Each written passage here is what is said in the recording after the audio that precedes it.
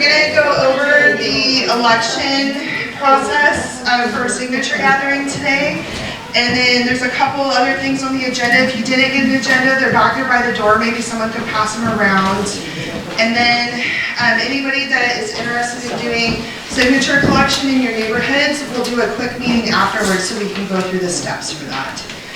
So really appreciate everybody being here today. I'm Kristen Masteller. I'm one of the folks that initiated the recall. And I'm Amanda Gonzalez, and Kristen and I have been working on organizing setting meetings and initiating the recall.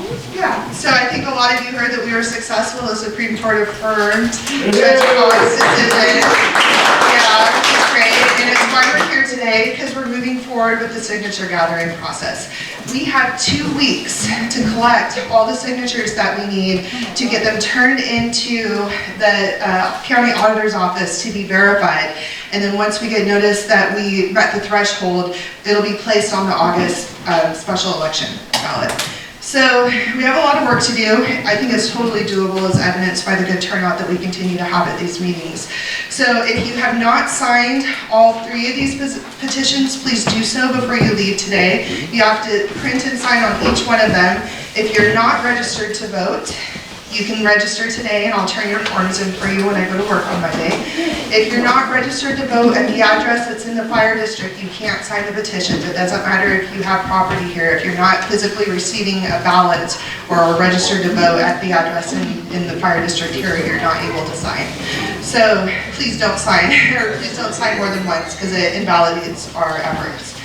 So I just wanted to talk a little bit about the different things that we've got going on. So we have, again, 2 weeks. We need to coordinate who is going where in the neighborhoods to canvass for signatures.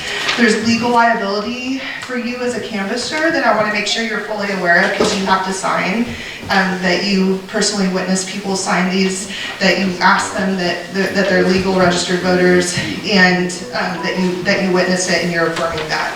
We also have to get them turned in to Mike and Shirley.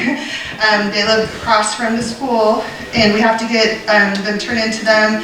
So if you're signature gathering, we'll want to turn them into you by Thursday this week, and then Thursday next week, and I will pick those up and turn them into the auditor's office.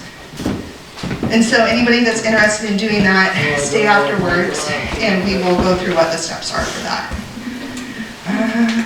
So for this meeting, we're going to talk just a quick minute about what the process is if these folks are recalled. But the meat and potatoes of that conversation and the other things with the ensuing second fraud audit and stuff we'll talk about hopefully in the main meeting. Time for me to turn this one. How many signatures do you need? They're different for each one of them. It's just over 100 to 150, I think, depending on each commissioner. So I think 200 is safe, a good safe number, but I have enough spots for 600 signatures. So Commissioner Kevin Schutte is here. He represents our district. Thank you again, Kevin, for championing this for us. We appreciate it. I don't know if we have any other electeds at the meeting today, but just really appreciate the support we've gotten from our county commissioner and the other electeds at the auditor's office and prosecuting attorney's office.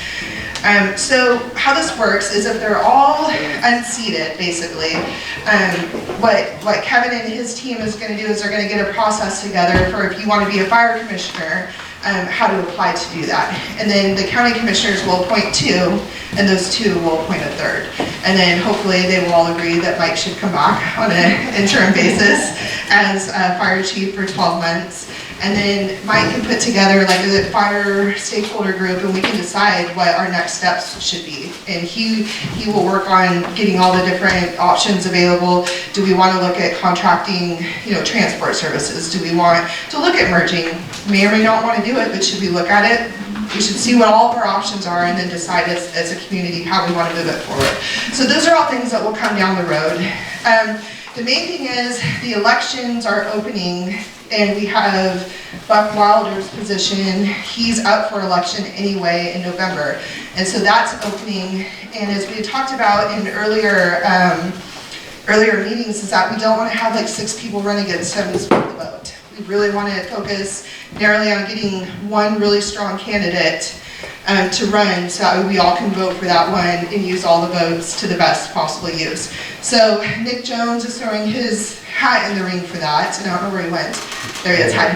He wanted to address you guys for a moment. Do you want to do that? Sure. Okay, you're on the agenda. So I just wanted to introduce myself, and if anyone had questions, I know there's a lot of people that don't know who I am, but I was a commissioner for the district for 6 years, a full term, and also a volunteer firefighter EMT. So I am coming back to help this community out. If anyone has any questions, want to know who I am or a little bit more about me, just come up to me, or you can ask now. Not? will you stay after the meeting? Yes, I will stay. Perfect. All right. You can ask me about it too. And if anybody else has really strong feelings, like, no, I think it should be me, I mean, you and Nick can rock, paper, scissors it or something, I don't care. I just think that we really need to unite around one candidate that is going to run against Wilder. Yes? Don't we need to get anybody that's interested up right now, and then you'll know with the county commissioners, they're gonna pick who, hopefully, Yep. get everybody that's interested and find out who they are. I think everybody needs to shout at it. So we've been doing that. We've got folks that are interested in doing that. The county's not ready to put it out publicly. So as soon as they are, then we'll hold a meeting and then show everybody how to go through that process. So basically we'll handhold them and say, this is how you apply, here's who you apply to, and what the dates and times are for those, yeah. It's a different process than going against Brock for this year. It doesn't count. Both So things this is have to a backup happen. plan. Yeah. As somebody that would be voting for somebody, I would like to know what you're gonna bring to the table. Well, and again, I What you're think, talking about? well, and I think these are conversations we can have. Today's about getting the signatures because we need to be laser focused on what the goal is. So I think that if Nick wants to hang out after the meeting and talk to people, and if he wants to do some sort of like meet and greet thing, I think that's great and we should do that. Today I want to make sure that we're getting signatures and getting past that hurdle. Does anybody have any other questions about it? Yeah. Where do we sign? So we're going to get to that. A couple other things I want to put on here. So the gentleman here on the side, they have gotten donations independent of our legal funds to pay for the merchandise that's also going to help support the legal fund. But any money, can you really help my kids again? Thank you. Any money that is coming for legal donations is not being used for these extracurricular things. Those are separate donations. But all the money is going to support the legal fund. So thank you, gentlemen, for taking care of that. We appreciate it.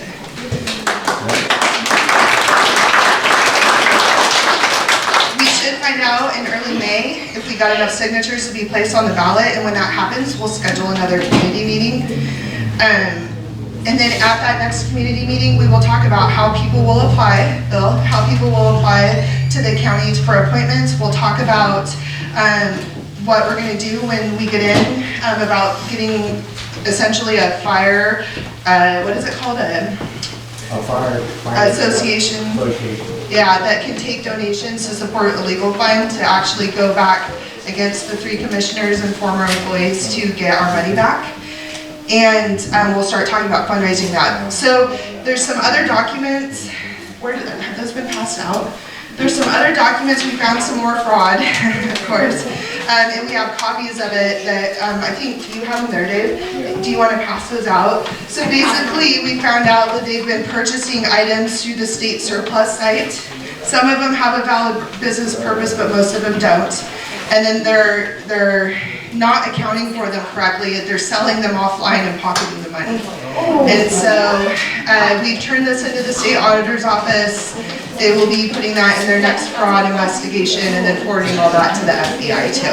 So we have about 50 copies of that. If anybody didn't read the Supreme Court's opinion and is interested in that, those copies are up here.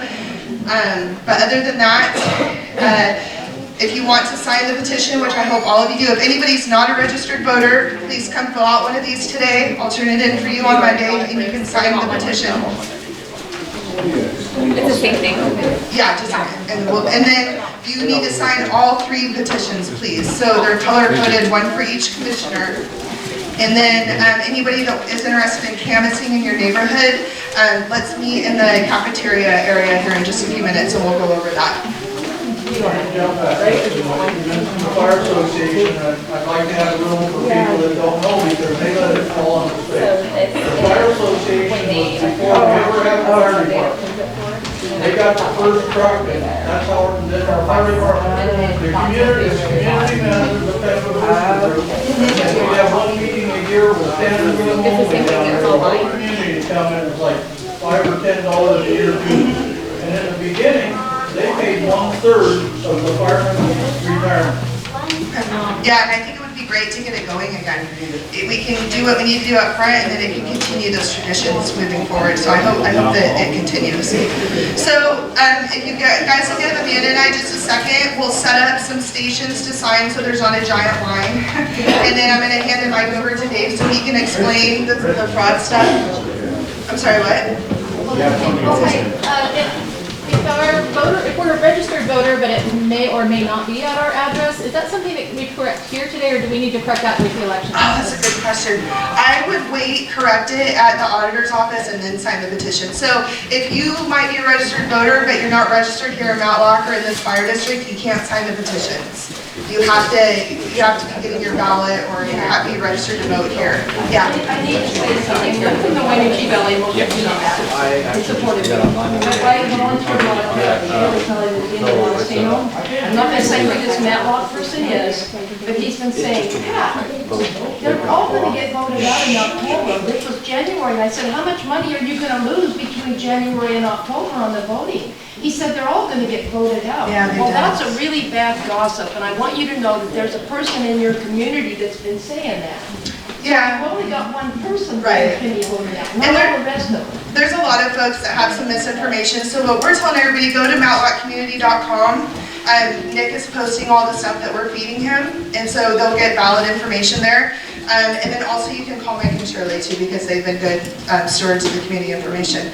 Yeah, you have a question, sir? Where are these petitions going to be after today? Are they going to be somewhere? So yeah, so we need people, we'll be here till 3 o'clock today, and then we need people to volunteer to sit at Matlock store if they'll permit that, and gather signatures there. Otherwise, we'll have to set up another date, maybe next weekend. We had talked about doing another one next weekend here at the Grange. And then people that want to take one of each of the sheets and go canvass in their neighborhood, like go to all their neighbors, we'll just meet afterwards and I'll tell you what's up with that. All right, I'm going to give Dave the mic. Okay. First of all, I'm heading up reviving the Firemen Association myself, so it is going to be, it's in process of the bill, as you know. Okay, so on this paper there, it's 4 pages. The first page is the voucher that the district sent to the county to have paid. At the top there's a number, it's 4175, I think. That was for that materials that are listed next to it. That is what the fire department, i.e. Kelly, listed as what the county is going to pay for on the voucher. We requested that from the surplus. Thank you, Amanda. And the next 2 pages is what's actually on the receipt from the surplus. All the stuff that's highlighted was stuff that was not passed on to the county. As you can see on page 3, there's actually a boat. And a boat trailer. On the 4th page, if you look on the 4th page, that is umbrellas, heavy-duty umbrellas. May or may not be legit, I don't know. But those were $225. If you add the $225 to the bottom of the 3rd page, it comes to $41.76 is what they turned in to the county. So there it is. It's not just a boat, whatever reason they use the boat for. But she eliminated the stuff that she turned into the county. That's the big issue. So that's the explanation of these 4 pages. Pass them around. Anybody that has any doubts about what's going on, it's right here in these 4 pages. That's all I got today, and we're taking orders for this stuff up here. The shirts and stuff, we were kind of short notice, so we made them up, and we're just taking orders for them today. Thank you. Okay, Over here. okay. Yeah, and then if you guys pass them. Wasn't there a check written for $70,000 some dollars for that company on that lobby grant? That was last summer. So last summer, I also did a request from the same government thing, and it wasn't, we didn't publicly announce it, we just posted it.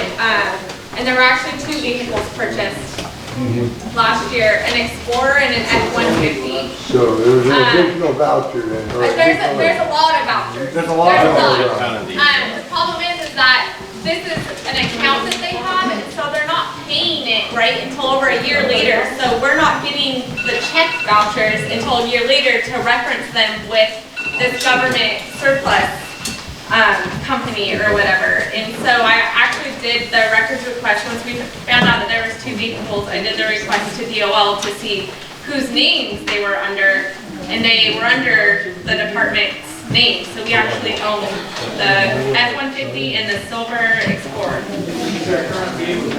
Right, daily. So again, wait, as you guys are noticing things like this, like we got tipped off to this because a community member said, hey, he's coming to work bragging about this.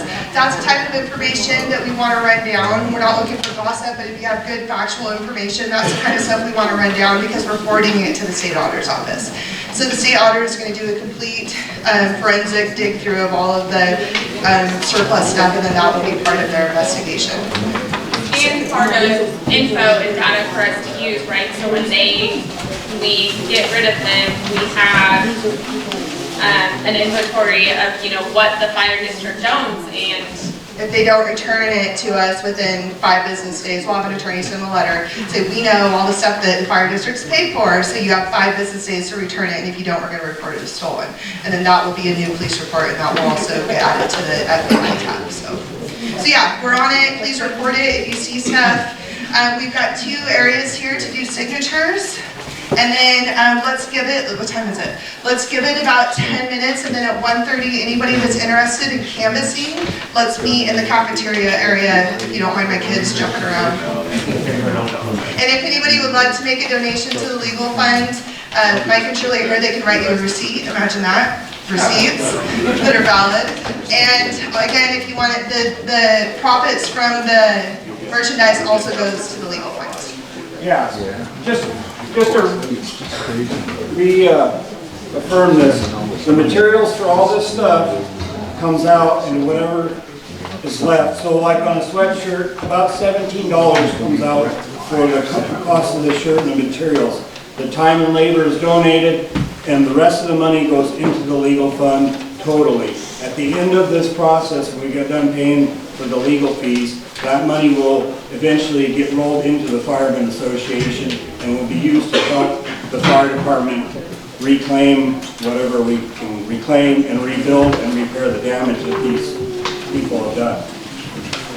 So, and to reiterate on that, those 4 pages, that stuff was picked up, that boat and stuff was picked up in last June, and they just paid for it in February, which is why we know about it now. Yeah. Okay, so if you guys will please, if you haven't signed, remember you need to sign all three petitions, print and sign. they are color coded. So No push and no shove. yeah, so blue is outward. That's that guy. Green is red is paint. Good idea. So Chinese are big on the baseline. Still working.